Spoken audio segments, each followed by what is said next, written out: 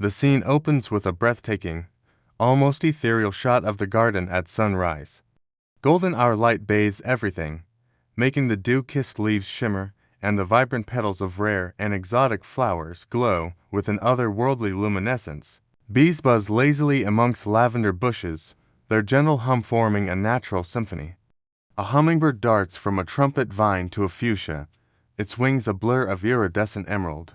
The camera slowly pans across a meticulously curated landscape. Ancient-looking ferns unfurl beside a trickling stream bed.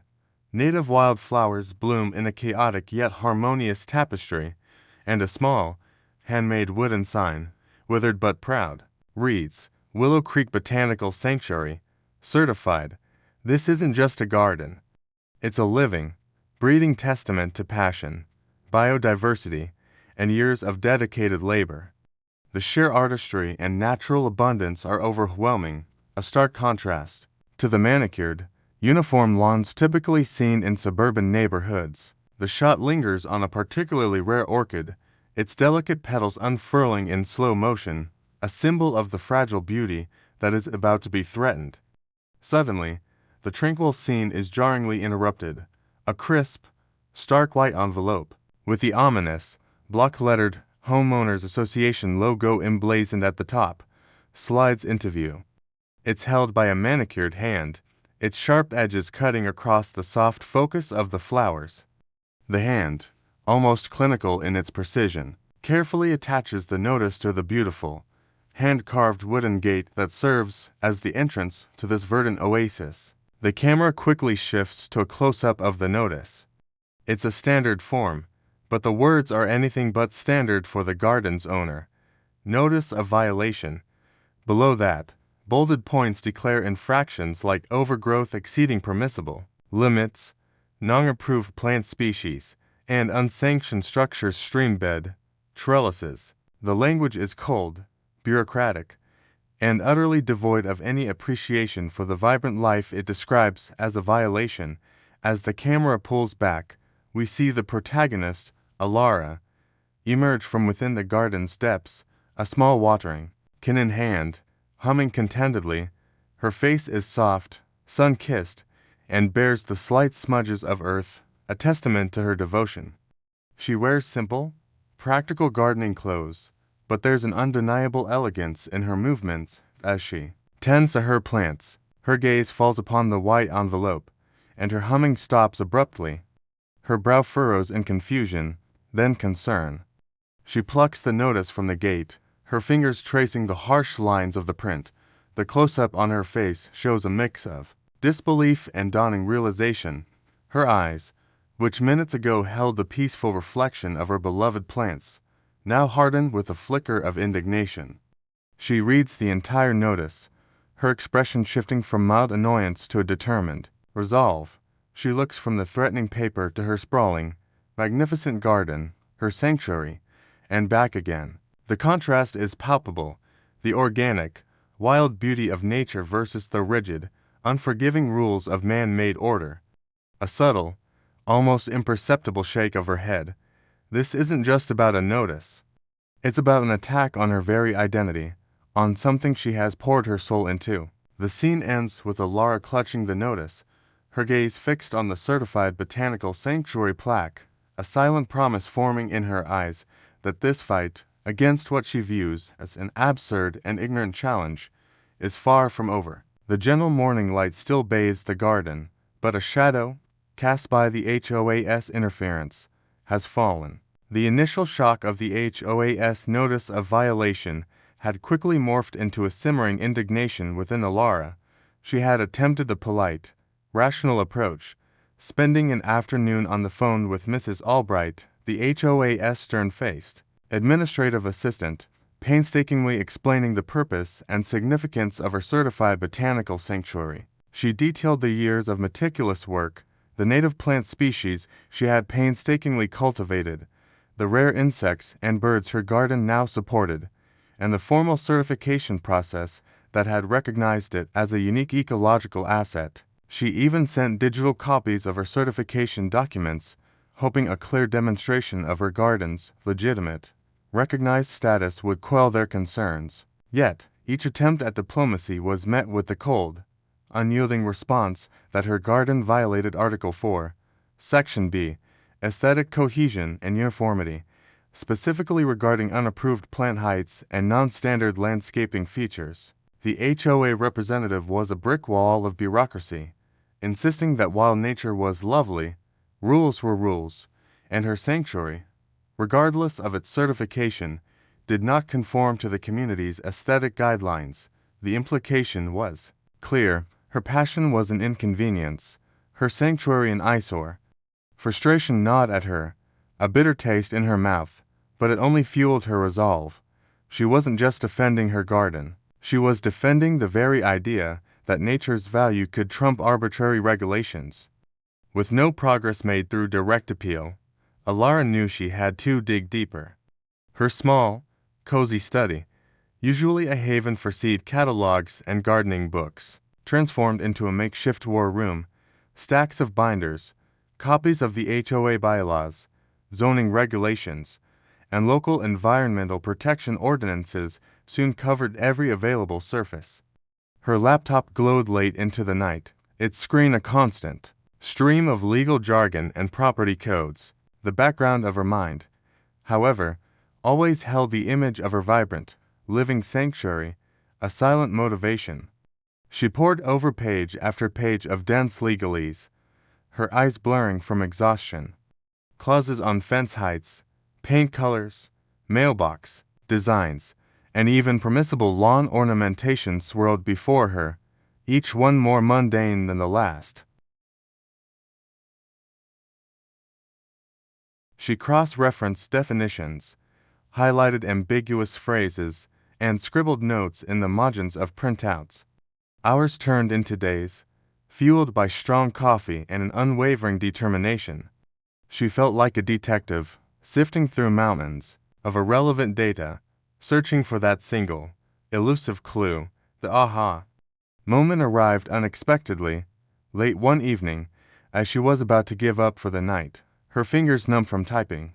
Hidden deep within Appendix C, titled Special Provisions and Community Enhancements, a section often overlooked due to its dry heading, she found it. It wasn't a glaring loophole, but a subtly worded clause, almost hidden in plain sight. Her finger traced the words, a slow, exhilarating realization dawning on her. The clause, designated C14, Green Space Development and Environmental Contributions, initially seemed generic, outlining the HOA's commitment to promoting environmentally conscious living and enhancing natural beauty where feasible. This was promising, but not quite the direct hit she needed. However, 2 paragraphs down, a subclause, almost a footnote, stood out like a beacon, notwithstanding any aesthetic or landscaping guidelines set forth in Article 4.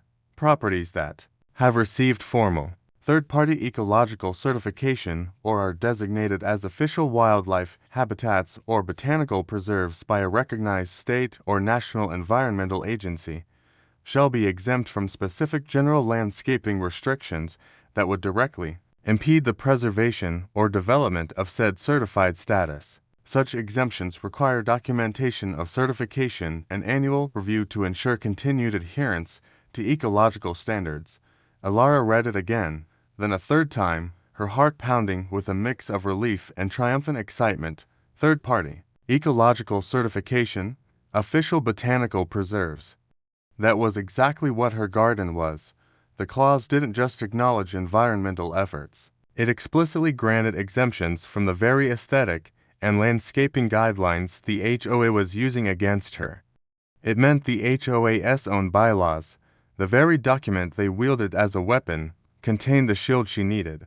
This wasn't just a vague suggestion, it was a direct, written acknowledgement that certain properties, like hers, were not subject to the blanket rules that threatened her sanctuary.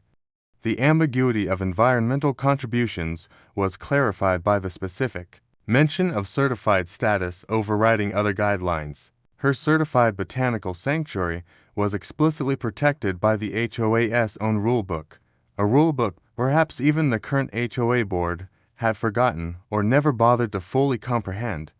The fight was no longer about her against an arbitrary rule. It was about the HOA violating their own established protocols.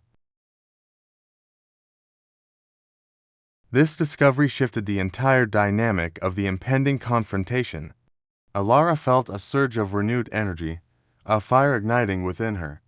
She meticulously highlighted the clause, printed it out, and made multiple copies. She now had the evidence, the undeniable proof, to not just defend her garden, but to expose the HOA's overreach. The next step was clear.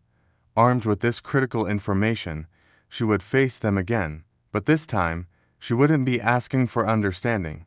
She would be demanding adherence to their own rules.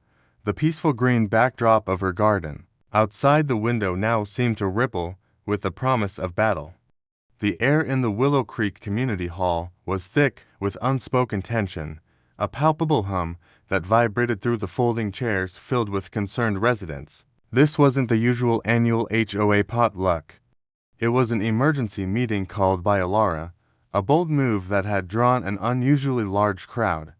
The ubiquitous presence of her vibrant, green sanctuary represented by photos she'd subtly placed on a small display table near the entrance, and even a small, potted rare fern brought from her garden felt like a silent, living protest against the sterile fluorescent lights of the hall. People murmured, some nodding in support towards the garden images, others whispering about the rules and property values.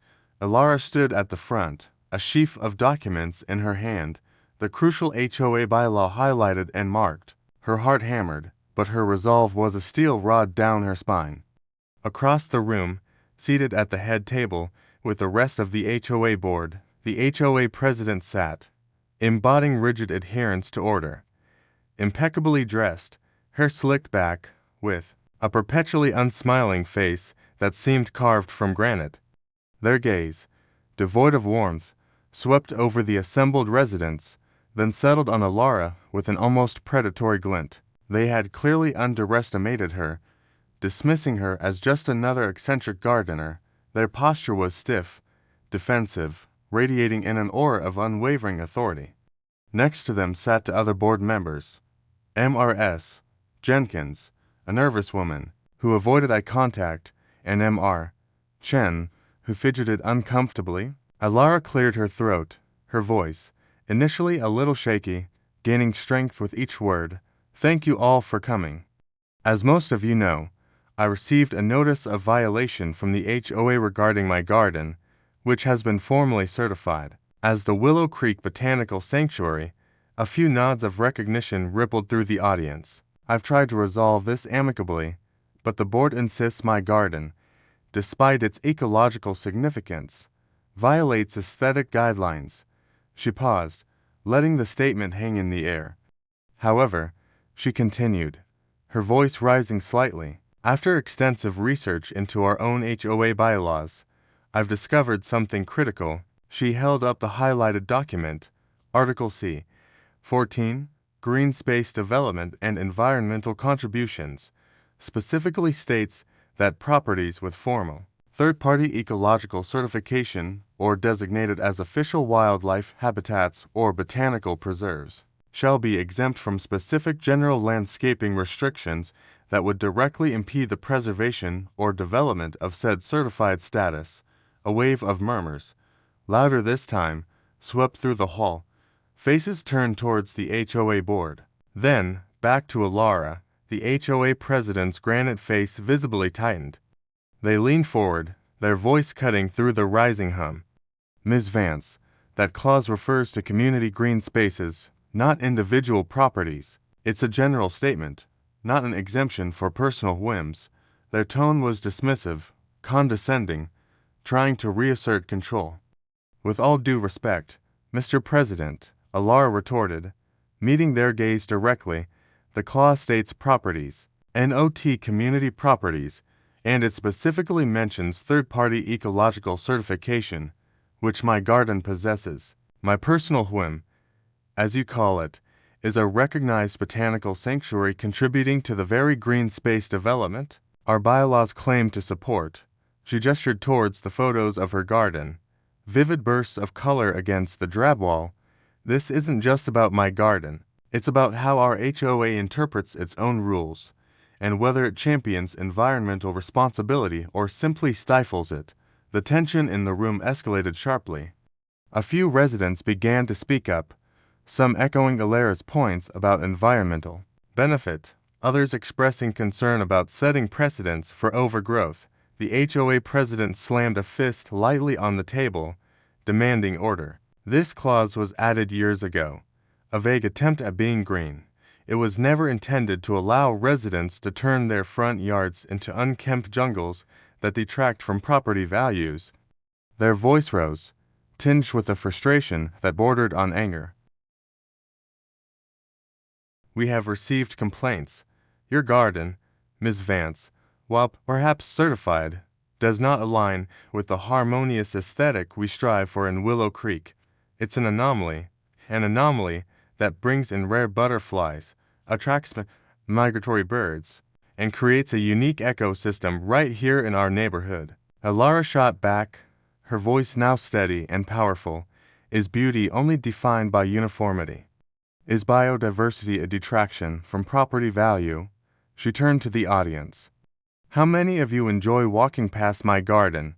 How many of you appreciate the natural beauty it brings to our street? A smattering of applause broke out, mixed with a few grumbles. Then, a voice from the back, a gruff but familiar one, boomed out. They're right, Mr. President. My grandkids love that garden. It's the only spot in this whole sterile development where they can see a real dragonfly. It was Old Man Henderson, a longtime resident, known for his no-nonsense attitude. This direct challenge infuriated the HOA president. Their face flushed. Mr. Henderson, this is a formal meeting, not a popularity contest. The board has a fiduciary duty to uphold ALL regulations, not just those convenient to certain individuals. They spun back to Alara, their voice now a low, menacing growl. Ms. Vance, your attempts to manipulate the bylaws are noted. The board will continue with its enforcement actions unless this sanctuary is brought into compliance within 30 days.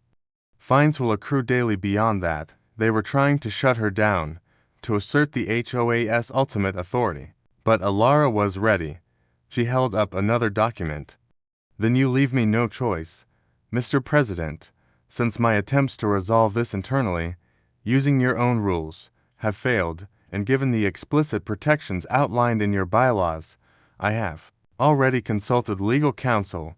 This is a letter from my attorney. Should the HOA proceed with any enforcement actions that directly impede my certified botanical sanctuary, we will pursue all available legal remedies to ensure your adherence to your own covenants. She placed the letter on the table in front of her. The legal firm's letterhead clearly visible. A stunned silence fell over the room. The HOA president's face, already red, drained of color. The threat of legal action, public and direct, was a game changer. Mrs. Jenkins looked terrified, and Mr. Chen quickly buried his face in his notes.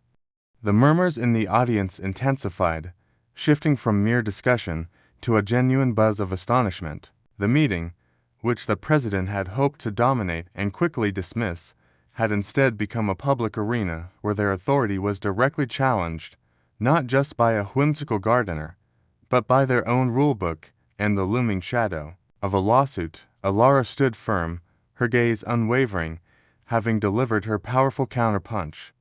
The fight for her sanctuary had officially escalated into a full-blown legal and community battle. The sterile fluorescent lights of the small conference room at the HOA's contracted legal office felt harsh and unforgiving, a stark contrast to the soft, dappled sunlight of Alara's garden. This wasn't a grand courtroom drama, but a formal arbitration hearing, a final attempt at resolution before a full-blown lawsuit. Yet, for Alara, it felt like the most critical battle of her life. She sat at a polished, unforgiving table, her lawyer, Ms. Davies, a calm and reassuring presence beside her. Across from them sat the HOA president, flanked by their own attorney, a man whose expensive suit seemed to exude an air of detached arrogance. The air was thick with unspoken tension. the only sound the occasional rustle of papers or the quiet clicks of Miss Davies' pen. Alara's body felt strangely disconnected from her mind. On the surface, she appeared composed, her hands clasped loosely in her lap, her gaze steady. But inside, a maelstrom of emotions churned. There was fear, a cold knot in her stomach. What if her loophole wasn't strong enough? What if this arbitrator, a seemingly neutral third party, sided with the HOA's interpretation, dismissing her passion as mere stubbornness? The thought of her sanctuary, the culmination of years of love and tireless effort, being ripped apart by a landscaping crew, pruned into conformity, or worse, deemed a nuisance and completely removed, sent a sickening lurch through her. She envisioned the vibrant hues of her rare orchids flattened, the intricate network of native plants reduced to a barren patch. It wasn't just losing a garden. It was losing a piece of her soul, a living extension of who she was, the deep, visceral connection she felt to every leaf, every bloom, every insect that called her garden home, amplified the stakes to an unbearable degree. Beneath the fear, however, was a burning indignation. How could they not see? How could they be so blind to the beauty, the ecological benefit, the sheer life that her garden offered? The HOA president's arguments, relayed through their lawyer, sounded so hollow, so petty.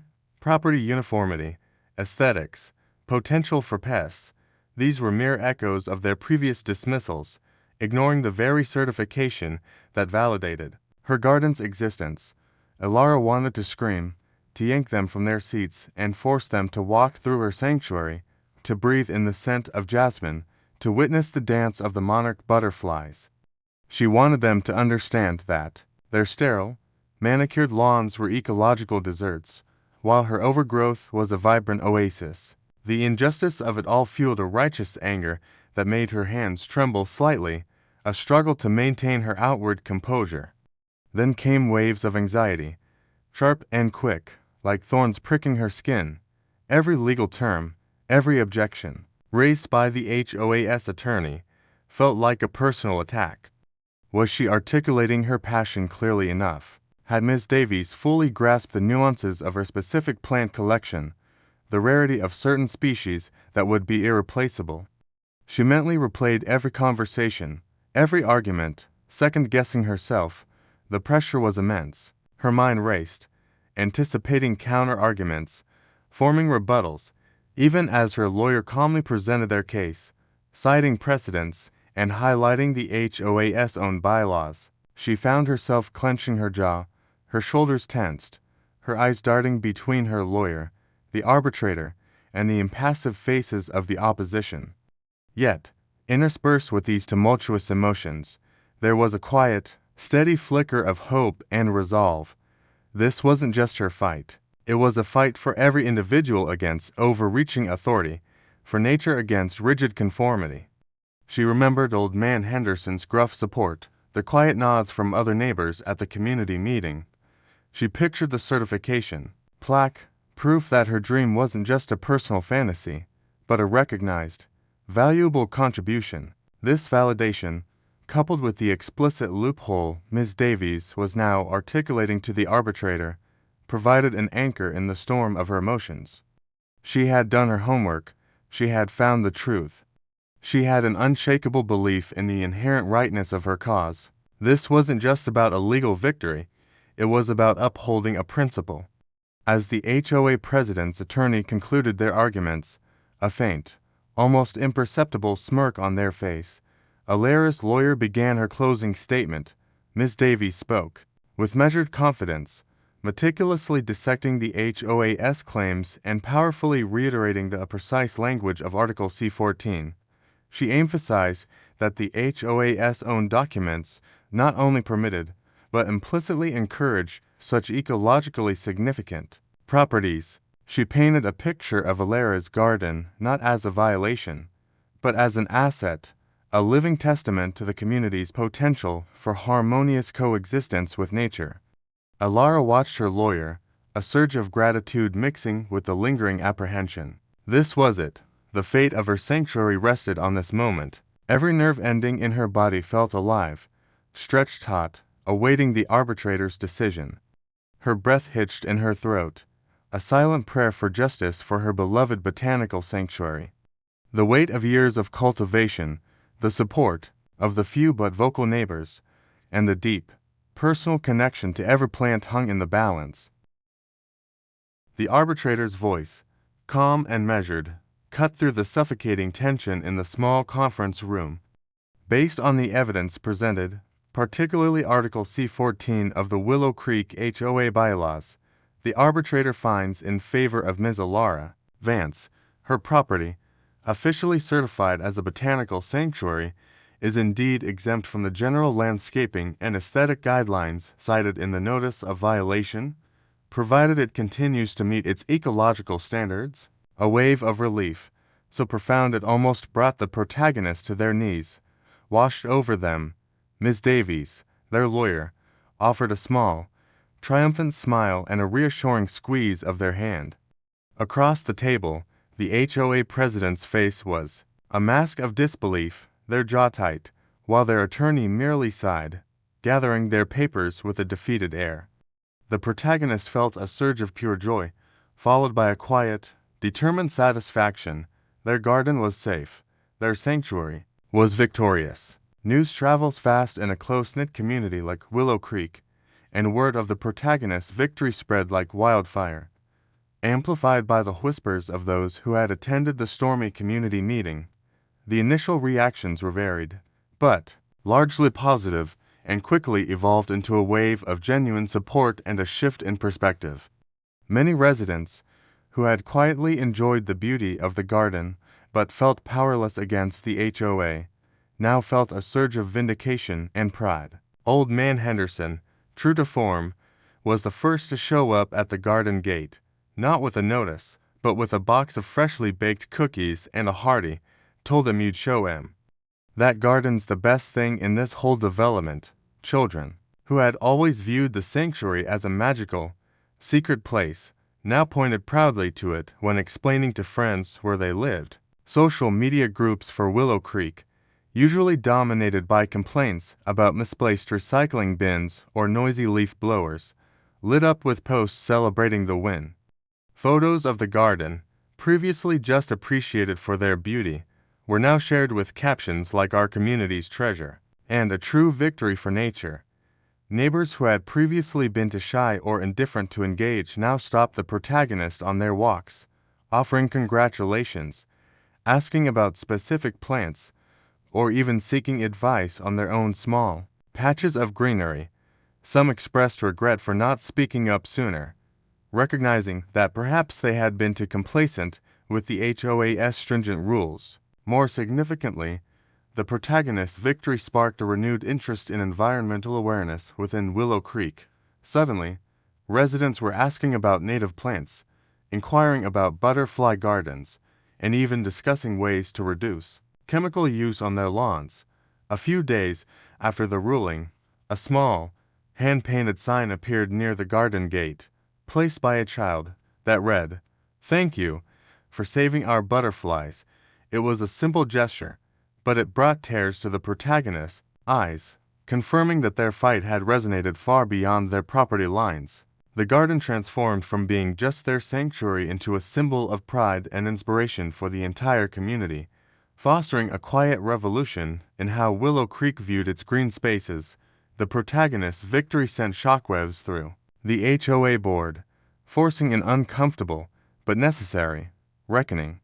The immediate aftermath saw a flurry of activity, not just from Ms. Davies' follow-up with the HOA's legal team, but also internally within the board. The most immediate change was a palpable shift in the HOA's stance on enforcement. The heavy-handed, inflexible approach that had previously defined their operations noticeably softened. The HOA president, humbled by the public defeat and the legal reprimand, became notably less vocal and more reserved. While they didn't resign immediately, their authority was undeniably undermined, especially given their clear misinterpretation of the bylaws. The other board members, particularly Mrs. Jenkins and Mr. Chen, who had seemed uncomfortable with the president's aggressive tactics, now found their voices. There was a quiet push for transparency and better communication within the board itself. Within a few months, due to the pressure from increasingly vocal residents and the internal strife, the HOA held a special election. Unsurprisingly, the current HOA president chose not to seek re-election, a silent admission of defeat. The community, energized by the stand, elected new board members who were more progressive and open-minded, including Mr. Chen, who had shown a willingness to listen during the arbitration. The new board's first major initiative was to review and clarify the HOA bylaws, particularly those related to landscaping and environmental clauses. Article C, 14, once a hidden subclause, was now prominently featured, and new guidelines were drafted to provide clearer pathways for residents to pursue environmentally beneficial projects without fear of arbitrary enforcement. They even explored creating a community green initiative program, offering small grants or resources for residents interested in developing native plant gardens or supporting local wildlife. The most significant, albeit symbolic, change was the HOA's decision to formally acknowledge the garden. During a follow-up meeting, the new HOA board presented the protagonist with a small, tasteful plaque, a replica of the Botanical Sanctuary certification, but this one acknowledging it as a valued community asset. It was a gesture that spoke volumes, signifying a fundamental shift from conflict to collaboration. The protagonists' fight, initially a defensive battle for their personal haven, had inadvertently become a catalyst for positive change. The garden continued to thrive, a vibrant testament to resilience and the power of nature, but it also stood as a living symbol of a community that had learned to embrace diversity, respect nature, and hold its leaders accountable. Willow Creek was still a suburban development, but now, thanks to one individual and their sanctuary, it bloomed with a newfound appreciation for wild beauty within its structured confines.